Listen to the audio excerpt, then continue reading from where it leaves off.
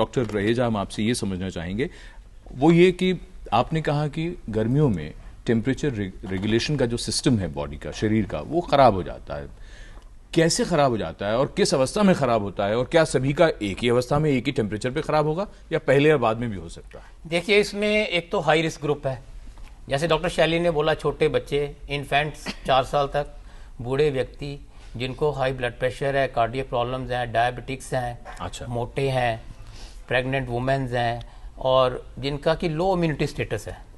कुछ एक दवाइयाँ ले रहे हैं जैसे कि वाटर पिल्स, डायरेटिक्स, ट्रंकेलाइजर्स, पार्किंसन की दवाइयाँ, पार्किंसन साइकोट्रोपिक ड्रग्स कुछ ले रहे हैं, हेलोपेरिडोल। तो ये सारी चीज़ें ऐसी हैं जो कि हमारे temperature controlling mechanism high risk group में तो होता ही है। इन लोगों को खतरा ज़्यादा होगा। बिल्कुल, इनका जो टेम्परेचर कंट्रोलिंग मैकेनिज्म है और गर्मी का इनके ऊपर ज़्यादा दुष्प्रभाव पड़ेगा। डॉक्टर रहेजा, और दूसरी बात है थोड़ा सा इसको और स्पेसिफिक कर देते हैं। मतलब आपने जो ये रिस्क ग्रुप की बात कर दी है, ये बहुत बड़ा ग्रुप है इस वक्त। ये कितने टेम्परेचर पर या किस टेम्परेचर के आसपास इनको खतरा ज़्यादा हो जाएगा? देखिए, टेम्परेचर जो नॉर्मल एनवायरमेंटल टेम्परेचर है बॉडी का 37 डिग्री सेल्सियस के आसपास होता है। लेकिन यदि टेम्परेचर ये डिपेंड करता है कि बॉडी, देखिए इसके अंदर कई फैक्टर्स हैं। एक तो बॉडी का हाइड्रेशन लेवल क्या है। यदि शरीर के अंदर 1 या 2% पानी की कमी है तो इसका दुष्प्रभाव पड़ेगा। दूसरा, यदि आप बहुत देर तक, कितने समय तक गर्मी में काम कर रहे हैं। बेसिकली तीसरा होता है हीट इंडेक्स, जिससे हम कहते हैं कि हीट, गर्मी के साथ साथ ह्यूमिडिटी। अगर ह्यूमिडिटी अधिक है और गर्मी अधिक है तो एवापोरेशन कम होगी, तो उसका दुष्प्रभाव पड़ेगा। तो ये कुल मिला के काफ़ी फैक्टर्स आपस में कंबाइन करके ये डिटरमाइन करेंगे कि किस व्यक्ति को कितना दुष्प्रभाव पड़ेगा।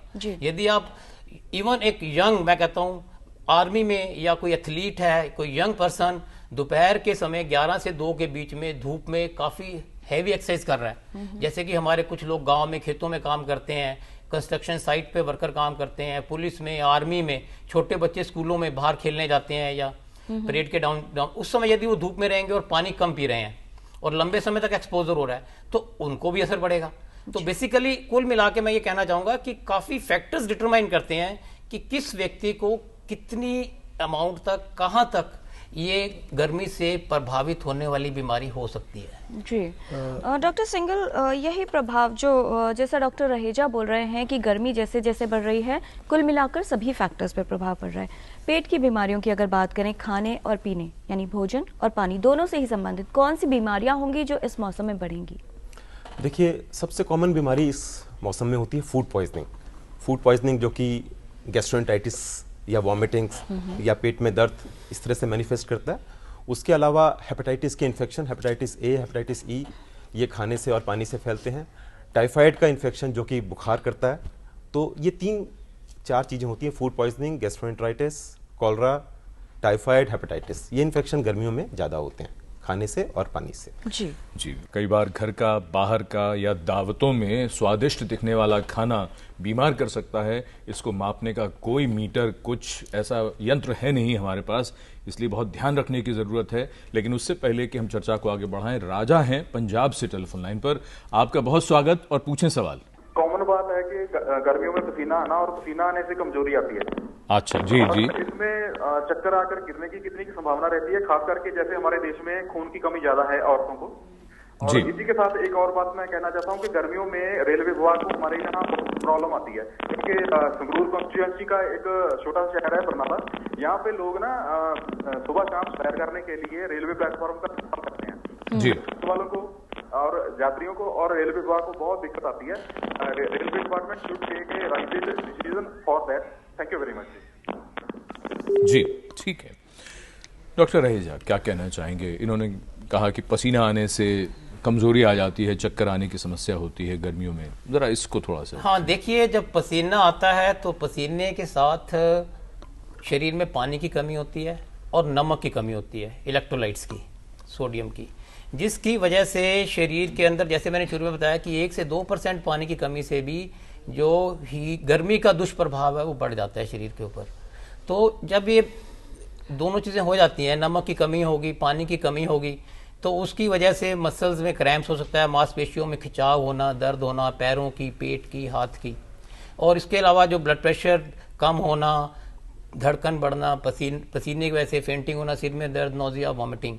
तो ये जो इलेक्ट्रोलाइट इम्बैलेंस है और पानी की कमी है, ये दोनों चीज़ें मिलकर गर्मी के अंदर यदि कोई व्यक्ति अधिक समय तक रहेगा तो शरीर के ऊपर दुष्प्रभाव पड़ेगा। और इससे बचने का तरीका यही है कि आप जब भी गर्मी में काम करें, पहली बात है आपको hottest part of the day में काम करना अवॉइड करना चाहिए, लेकिन करना है तो पानी अधिक पीजिए आप। जैसे यदि कोई लेबरर गर्मी में काम कर रहा है जिस समय टेम्परेचर बहुत अधिक है, 43 डिग्री 44 डिग्री जो आपने बताया था 11 से 2 बजे के बीच का जो हाँ वक्त जी, है। तो उस समय आपको शरीर की जो पानी की रिक्वायरमेंट है वो 1 से 2 लीटर 1 घंटे में हो सकती है, यानी कि 3 से 4 गिलास। और यदि आप थोड़ी कम गर्मी में काम कर रहे हैं तो आधा लीटर, और मॉडरेट एक्सरसाइज कर रहे हैं तो आधा लीटर। और सादा पानी पीने से बेहतर क्या शिकंजी नींबू पानी? उसके लिए आपको चाहिए कि आप एक बहुत ही घरेलू नुस्खा है शिकंजी नींबू पानी बनाने का, ORS टाइप बन जाता है, जिसमें कि आप आधा लीटर पानी लीजिए, उसमें 2 चम्मच चीनी डालिए, आधी चम्मच चुटकी भर नमक डालिए और थोड़ा नींबू डाल लीजिए। तो ये जो एक हमारा जो कहते हैं ना बी नेचुरल ORS बन जाता है, जिसमें कि इलेक्ट्रोलाइट होते हैं। इसके अलावा आप नारियल पानी, शिकंजी, छाछ, दही, फलों का रस, ताजे फलों का रस मैं कहूँगा, क्योंकि उसमें इलेक्ट्रोलाइट्स अधिक होते हैं। और ऐसे फल खाएं, खरबूजा, तरबूज, घिया, तोरी, ककड़ी, टिंडा, जिसमें कि पानी की मात्रा 90% से अधिक है। तो गर्मियों में हमें ऐसी चीजें खानी है जिसमें कि पानी की और इलेक्ट्रोलाइट्स की भरपूर मात्रा है। तला हुआ खाना, मसाले वाला खाना मत खाएं, उससे शरीर में ऊर्जा अधिक बनती है। जी, ये जो तमाम बातें डॉक्टर रहेजा बता रहे हैं डॉक्टर सैली कि सैलड्स खाइए, सब्जियां खाइए, फ्रूट जूसेस लीजिए, ये अच्छा है स्वास्थ्य के लिए, लेकिन जब यही चीजें बाहर जाकर खाई जाती हैं, खास तौर पर बच्चों को अगर बाहर लेके गए, जूसेस पिलाए गए, कितना हानिकारक हो सकता है और कितनी जल्दी उनमें सिम्टम्स आएंगे? ऐसा है कि हाइजीन का बहुत आपको ध्यान रखना पड़ेगा, क्योंकि हाइजीन का अगर ध्यान नहीं रखा जाता तो ये सब चीज़ प्रॉब्लम कर सकती है। प्लस ये दूसरी चीज़ ये है कि ये चीज़ें कितनी फ्रेश हैं। कई बार ये ऐसा होता है कि एक दिन में इस्तेमाल करी, फिर अगले दिन फिर से ले लिया, तो उसमें प्रॉब्लम आ सकती है। हाँ, रही बात कि कितनी जल्दी प्रभाव आ सकता है इसका, ये जो शॉर्टेस्ट इंक्यूबेशन पीरियड होता है, यानी कि बीमारी होने से लेके और बीमारी के सिम्टम्स जो आने तक का जो पीरियड होता है उसको हम इंक्यूबेशन पीरियड कहते हैं। Shortest incubation period staphylococcal infection का होता है, यानी कि स्टैफिलोकोकल इन्फेक्शन अगर हुई तो तुरंत बच्चे को इसके सिम्टम्स आ सकते हैं, आधे घंटे के अंदर बच्चे को प्रॉब्लम हो सकती है। डॉक्टर सैली, बच्चों में जो सिम्टम्स आते हैं या बच्चों पर जो प्रभाव पड़ता है, वो बड़ों पर जो प्रभाव होगा उससे कितना अलग होता है? और जो टाइमिंग होता है कि अभी समस्या शुरू हुई और डॉक्टर के पास ले जाना है, तुरंत ट्रीटमेंट दिलवाना है, क्या समय बच्चों में कुछ कम रहता है? बिल्कुल बच्चों में कम रहेगा, क्योंकि बच्चे बड़े नाजुक होते हैं और उनके पानी का भी प्रॉब्लम ज़्यादा आ सकती है, उनके इलेक्ट्रोलाइट्स की प्रॉब्लम ज़्यादा आ सकती है। तो इसलिए बहुत ज़रूरी है कि हम तुरंत, जैसे ही लगे हमें कि बच्चा डिहाइड्रेशन में जा रहा है, उसको तुरंत लिया जाए। और जैसे डॉक्टर रहेजा ने बताया, अभी बात करी उन्होंने कि ये शिकंजी वाला पीने वाली चीज़ें, ये सब चीज़ें हैं ये प्रिवेंट करने के लिए। एक बार डिहाइड्रेशन हो गई, यानी कि निर्जलीकरण अगर हो गया बच्चे में, तो फिर ORS ही काम करता है, फिर ये चीज़ें काम नहीं करेंगी, ये ख्याल रहे। क्योंकि डिहाइड्रेशन के बाद में अगर आप सिर्फ यही यूज़ करेंगे, ये मेंटेनेंस के फ्लूइड्स हैं, इनको यूज़ करेंगे तो प्रॉब्लम आएगी। उसमें हमेशा ही नमक की कमी हो जाएगी, पानी की कमी रहेगी और प्रॉब्लम ज़्यादा बढ़ सकती है उसके। डॉक्टर सैली, ये तो बात हुई उन छोटे बच्चों की जो कि ऐसा कुछ खा लेंगे जो कि कहीं ना कहीं कंटामिनेटेड है, उसमें समस्या आ रही है।